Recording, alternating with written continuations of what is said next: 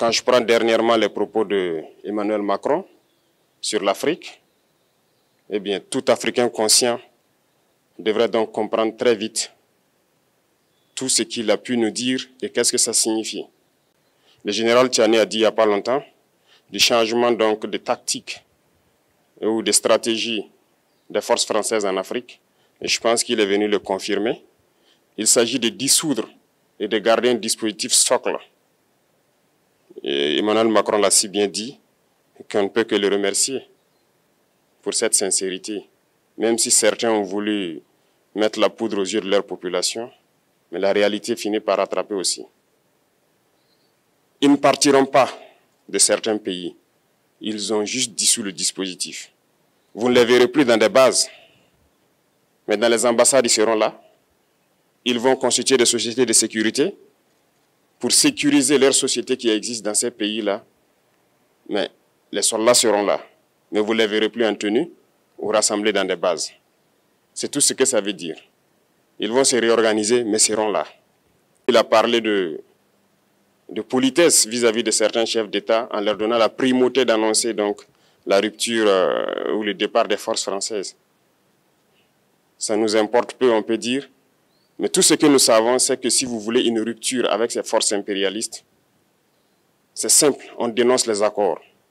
Tout commence par là-bas. Et je pense que l'exemple du Tchad, en tout cas, est palpable. Ils ont commencé par dénoncer les accords.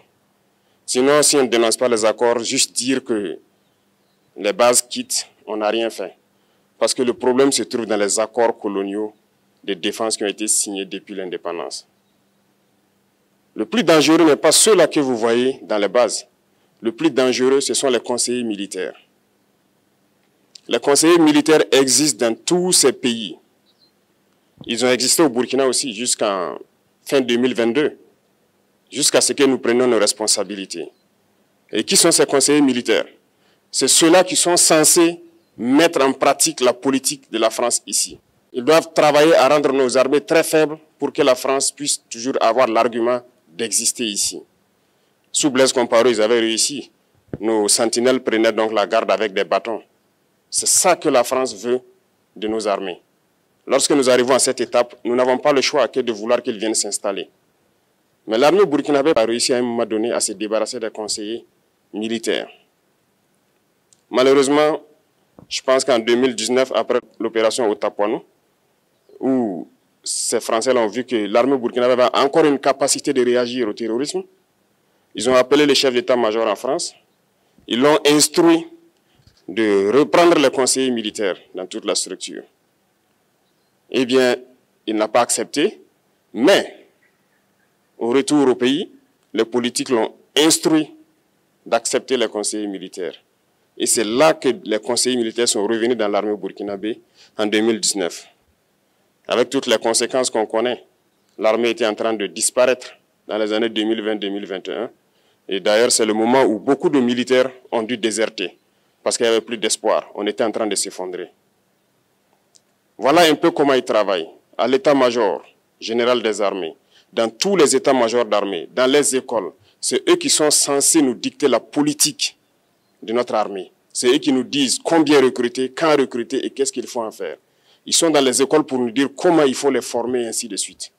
Tant que ces conseillers militaires sont là, vous n'êtes pas indépendant. Votre armée aura juste l'apparence d'une armée qui sera là en train de faire des parades, du cirque. Mais lorsque viendra la guerre, vous vous rendrez compte que la parade, c'est une chose, mais la guerre, c'est une autre chose.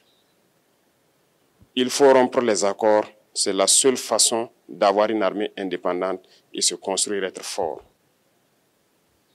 Mais beaucoup de gens ne le comprennent pas peut-être. Et même avec ces accords, la France choisit dans nos États des élèves officiers pour aller les former. C'est à travers ces mêmes accords. Mais en réalité, ces officiers qui partent se former pour la plupart, pour la France, ils viennent pour servir l'État français dans leur pays. Ils ne viennent pas pour servir nos pays. Ils les forment pour qu'ils viennent servir les intérêts de l'État français. J'en veux pour preuve. Lorsque nous nous sommes révoltés, beaucoup d'officiers au Burkina qui ont été formés en France ont été immédiatement contactés pour leur dire que c'est le moment de se mettre en action parce que vous avez été formés pour ça, pour servir les intérêts de la France. La plupart de ces officiers nous ont rendu compte. Nous avons pris acte et nous continuons de suivre. Lorsque un officier formé en France arrive dans son pays et par malheur meurt soit par accident ou bien sur le champ de bataille, en France, il y a une nuit d'hommage aux morts dans l'armée, comme partout ailleurs. À la nuit d'hommage aux morts, on cite le nom de l'officier en question et on dit « mort pour la France ». Ils ne le forment pas pour servir son pays, ils le forment pour servir leur État. Et dans beaucoup d'États africains, il y en a plein de ces officiers. Combien sont patriotes, Dieu le sait. C'est une leçon que Emmanuel Macron a donnée encore aux chefs d'État africains, de se rattraper et de pouvoir vraiment mener cette lutte contre l'impérialisme. Mais en plus de ça, il a aussi insulté tous les Africains dans ses propos.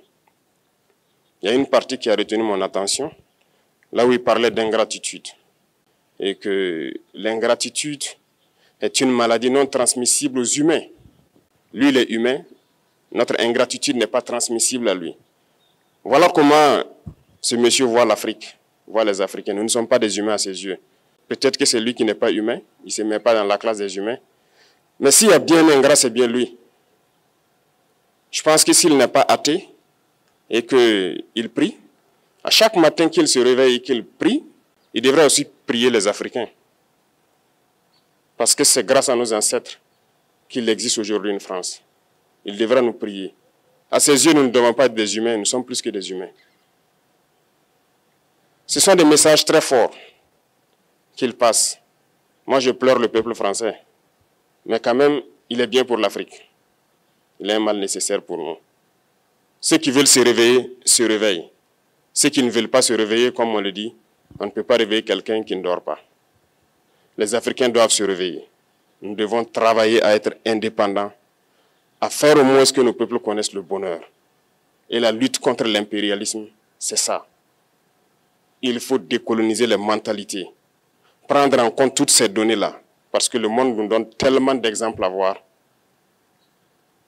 Pour eux, il n'y a pas de morale. Ils peuvent vous désigner aujourd'hui terroriste, mais demain, vous êtes un héros. Par leur simple bouche. Ils décident de ce qu'ils font. Ils parlent de démocratie, mais ils se font eux-mêmes des coups d'État constitutionnels entre eux. Ils parlent des droits de l'homme, mais ils déciment des populations ailleurs. L'Africain doit se réveiller, l'Afrique doit se réveiller. Et le combat contre l'impérialisme est permanent. Et je vous invite à incorporer ce combat, à travailler en sorte que nous soyons réellement indépendants, que nous soyons autosuffisants et que nous puissions nous développer, connaître le bonheur, ce à quoi notre peuple aspire. Merci, je vous souhaite une très bonne journée, une très bonne semaine et une très bonne année.